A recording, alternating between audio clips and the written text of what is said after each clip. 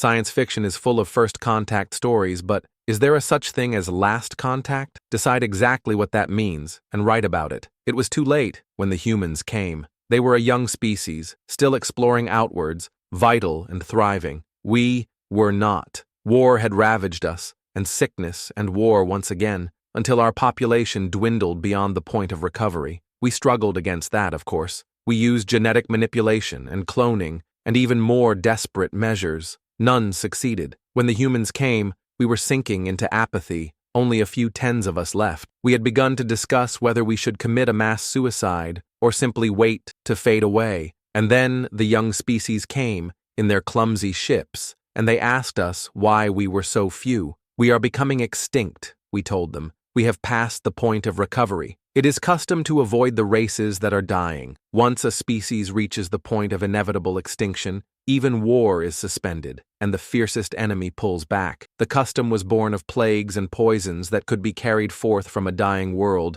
to afflict a healthy one, but it has the implacable weight of tradition now. After we are gone, after they have waited for the prescribed period of quarantine, there will be a fight for our world. Habitable worlds are few, and this is a good one, with plenty of free groundwater and thriving vegetation. It is a bitter thing to be grateful for the custom that allows us to die in peace, but we are grateful. But the humans don't know that custom, and they do not leave. They seem distraught when we tell them we are dying, and try to offer their aid, but their technology is behind ours, and it is too late. When they realize that they can't save us, though, they do something that bewilders us. They start frantically gathering information, not our technology, though they accept that when we offer it, but they go into abandoned records, carefully preserving them. They make copies of our books and record us talking about our history, singing our songs, describing the simplest things, our foods, our games, popular stories for children.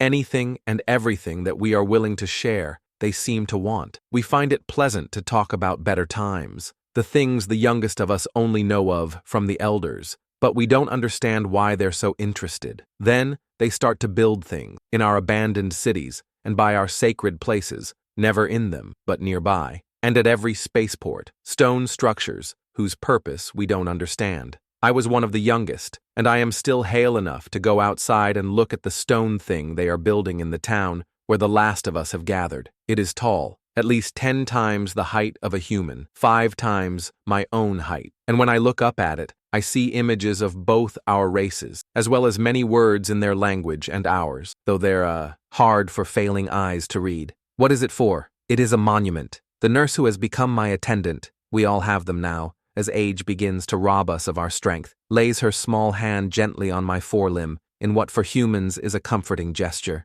We make them to help us remember the past. I don't understand that, so she shows me pictures, so many pictures, of buildings, and of statues, and of great slabs or spires or pyramids of stone. Some have names written on them, for remembrance, or pictograms, or even faces. Some are thousands of years old, but still exist, zealously protected by the unimaginably distant descendants of those who built them. Others, she says sadly, have been lost, and she sounds as grieved over that loss as if they were living beings. She mourns. But what are they for? I ask again, still groping towards the deeper meaning. My people do not keep records in this way, and never have, nor can I imagine my spirit aching for a lost stone tablet or statue. Perhaps it is because they are more reliant on sight than we are. My species first communicated by scent, and then by sound, with sight always a distant third to us. Nor have we ever valued permanence. We resigned ourselves to the necessities of forged metal and hardened ceramics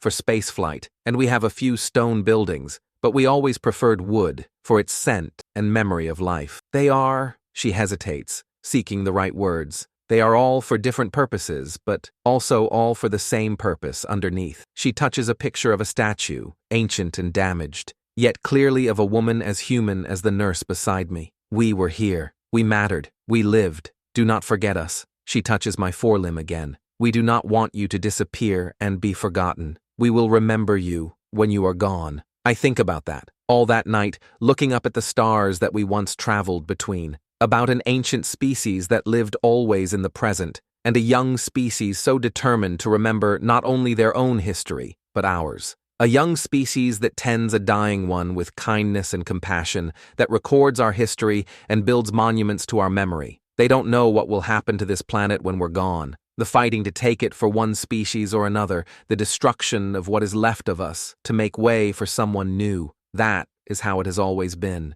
But the humans are different. Maybe this can change too. There are only 14 of us left when I call the last planetary council together. 14 of a species that once numbered in billions. The council had once had hundreds, but the 14 of us were still the planetary council, every dying member having nominated a younger being to take their place, until the last of us stood in command of an empty planet. We should invite the humans to live here, I tell the others, and I hear murmuring among, the nurses who are gathered around us, for several are too frail now to move without attendants. They sound surprised. That is not the custom, says the eldest remaining, an attenuated, fragile thing of chitin so thin that her pulsing organs showed through. There will be a period of quarantine, then a battle. That is how it has always been. Not always. Planets have been sold, or taken by conquest, or even settled in cooperation. I fold my forelimbs together carefully. My joints are stiff now. Now, we will create a new tradition. We will leave our world to the humans who have cared for us by bequest and death right. We are the planetary council. What we declare is law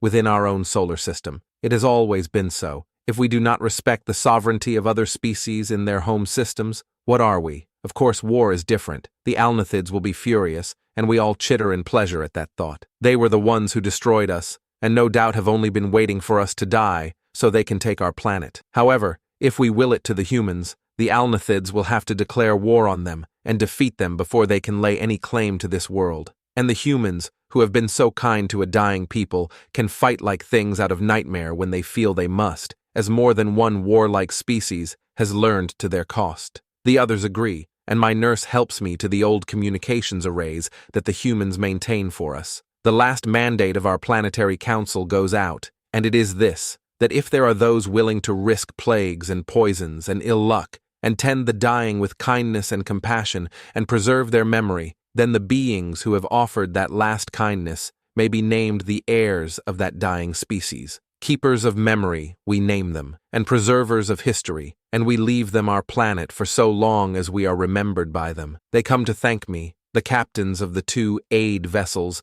that stayed to tend us and record our memories, and water flows from their eyes in their strange, silent display of grief as they promise never to forget. The monuments and the records will be treasured as their own are, they say, and they will tell our stories to their own children so that they, too, remember. There are 6 of us left when the first colony ships come. We are old now. We are not a long-lived species, not even so long as the humans, but we watch the colonists set to work. They study our planet, its ecosystems, and its biology, and the nurses tell us that it is human custom to change themselves to fit the planet, rather than change the planet to fit them. They will engineer enzymes for their own digestive systems, adjust their own biology, until they are comfortable here. For the first time, I, the last child of a dying race, hear children playing and voices raised in song. It is a comfort, and I leave the windows open to listen. I am the last to die. When I am gone,